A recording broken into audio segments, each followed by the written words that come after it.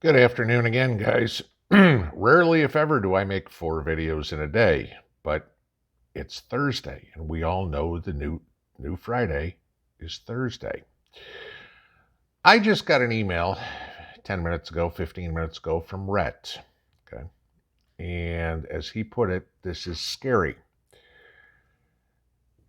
I read what he wrote. I went and looked at this. Damn straight, this is scary. I want you to watch this. We'll wait. You feel more comfortable? I'm okay. I didn't expect.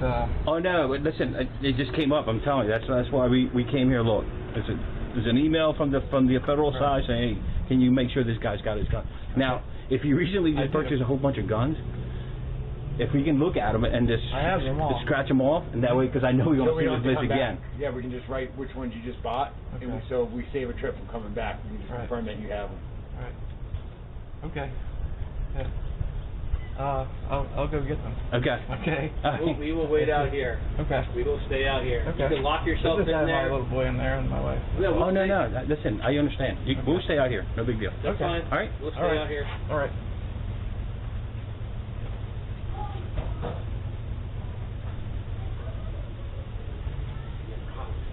Yeah, I'm playing. I'm playing. This was posted 2 days ago on YouTube. There's also a article out here on this that I'm going to link below that you can read that goes into, it has a transcript of the conversation between the state cop, ATF, and the gentleman. Now, I'm going to qualify this right from the beginning. I am not a lawyer, period, okay? However, there are certain things that you should know. First off, in this situation, the reason the guy knew they were there, his Ring doorbell supposedly alerted him that there were people at his front door, okay? You are under no obligation ever to answer your door. None, okay?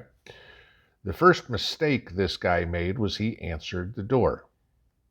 If you don't answer the door, unless they have a no-knock warrant, which means they can bust your door in, they can ring the doorbell all afternoon and they get to leave. They can't do anything else.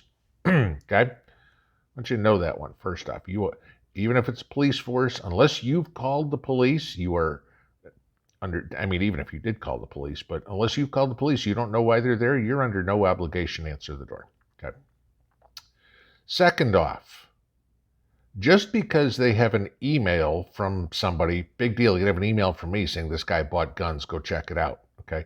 That's nothing. Unless he has a warrant in hand to say, go knock on the door and see if the guy's got any sort of weaponry, they have no legal right to look at anything, okay?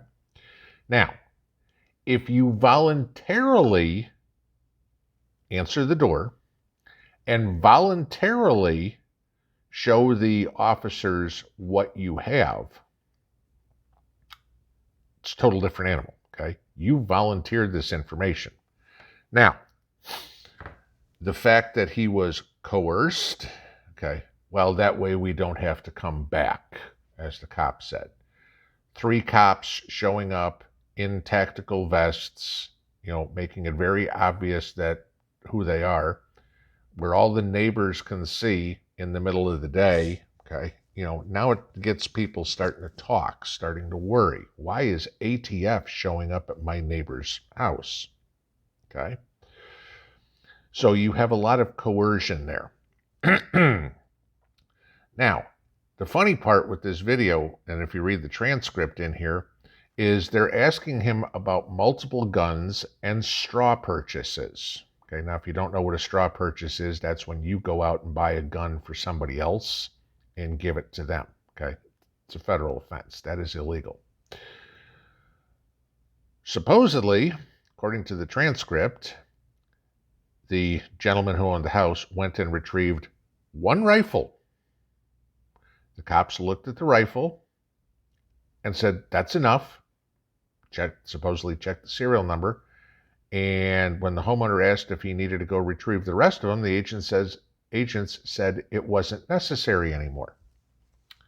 Now, if their reason for doing this was because he's bought multiple guns and they're worried about straw purchases, why were they satisfied when he showed them one? Smell a rat here? Okay. This happened in Delaware. The Delaware cops are not, or the Delaware ATF, let's put it this way, is not exactly what you'd call following the law all too well. They've already been busted once, apparently, according to this article, for not destroying firearms purchases records like they are required to by law. So you get into how many violations there are here. Now, like I said, the biggest issue is the guy shouldn't have answered the door. And even if he did answer the door, let the cop say what he wants very politely. And his answer should be, do you have a warrant? And when they said no, his answer should have been, have a nice day. That's it, okay? They already have the records. You have to fill out your forms anytime you buy a firearm. They know what you have. The BS lie of saying, we want to make sure it's not a straw purchase, well, I'm sorry. You should have figured that one out at the beginning when you did the background check on me, okay? Do you have any probable cause to come here? Did somebody say they bought a weapon from me? No, okay?